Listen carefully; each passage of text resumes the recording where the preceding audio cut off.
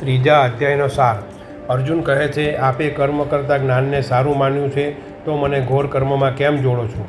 શ્રી ભગવાન કહે છે, કોઈ મનુષ્ય એક ક્ષણને માટે પણ કર્મ કર્યા વિના રહી શકતો નથી. ઇન્દ્રિયને વશ રાખીને કર્મ કરવું એ કર્મ ન કરવા કરતાં સારું છે. અન્નથી પ્રાણીઓ થાય છે, વરસાદથી અન્ન થાય છે, યજ્ઞથી વરસાદ થાય છે અને યજ્ઞ કર્મથી થાય છે.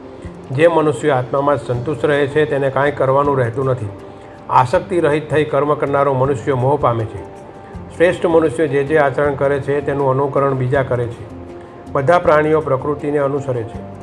સ્વધર્મમાં નાશ પામવું સારું, પણ પરધર્મમાં વિચરવું એ ભયજનક છે.